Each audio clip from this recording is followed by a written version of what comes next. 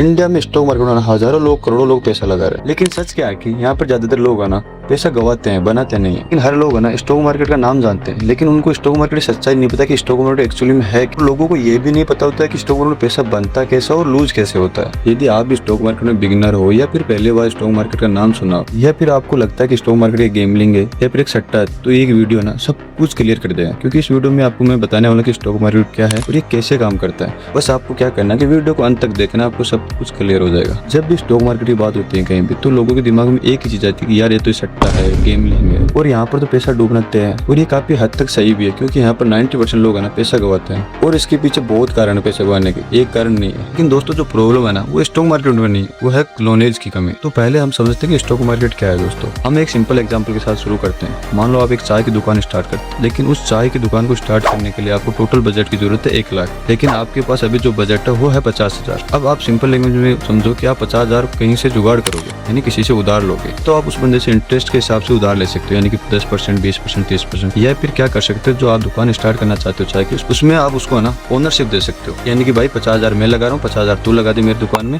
और जो भी प्रॉफिट होगा वो 50-50 हो जाएगा हमारे अंदर। तो यही कॉन्सेप्ट है ना सिंपल स्टॉक मार्केट में, कोई इसमें कॉन्फ्लिक्ट नहीं है। तो इसी प्रकार जब कोई कंपनी स्टॉक मार्केट में आती है ना, तो स्टॉक मार्केट में इसलिए आती है कि उसके पास पैसों की कमी है, यानी कि उसको कंपनी चलाने के लिए XYZ अमाउंट चाहिए, लेकिन उसके पास वो अमाउंट है नहीं। तो वो क्या करती है, अपनी कंपनी की ओनरशिप है ना पब्लिक में बांट देती है। मान लो XYZ कंपनी के पास टोटल 100 शेयर है और किसी XYZ इंसान ने उस कंपनी के 2 शेयर खरीद रखे, यानी कि उस इंसान की उस कंपनी में ना 2% ओनरशिप है। अब समझते हैं कि शेयर्स होते क्या है। तो आप अपने बिजनेस को ना छोटे छोटे पार्ट में डिवाइड कर देते हो।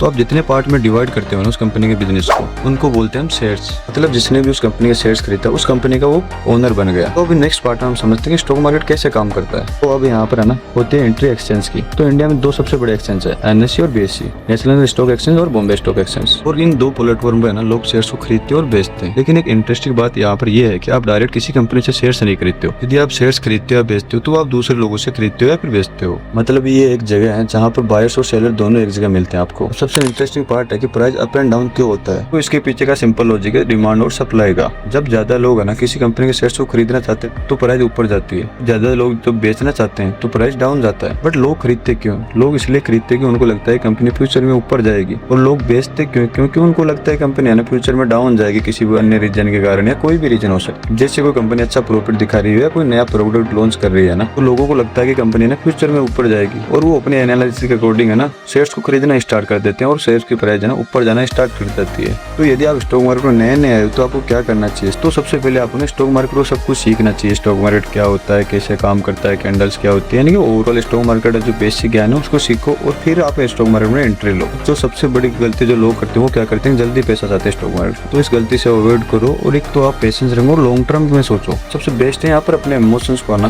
कंट्रोल करना जरूरी सीखो, क्योंकि स्टॉक मार्केट है ना एक लॉटरी नहीं, ये एक वेल्थ बिल्डिंग मशीन है। तो आज आपने इस वीडियो में समझा कि स्टॉक मार्केट एक जुआ नहीं है, ये एक सिस्टम की तरह है और वहाँ से कंपनी जो है पैसा उठाती है और लोग वहाँ से ओनरशिप लेते हैं। बस फर्क इतना है कि कुछ लोग है ना समझ के इन्वेस्ट करते हैं और कुछ बिना समझे इन्वेस्ट करते हैं। तो अगर आपको वैसे सिंपल और रियल फाइनेंस वीडियो पसंद आए तो चैनल को सब्सक्राइब जरूर करना, क्योंकि मैं आपको ना स्टेप बाय स्टेप है स्टॉक मार्केट समझाऊंगा। और नेक्स्ट वीडियो में हम समझेंगे कैसे 0 से स्टार्ट करें इन्वेस्टमेंट। तो मिलते हैं नेक्स्ट वीडियो में।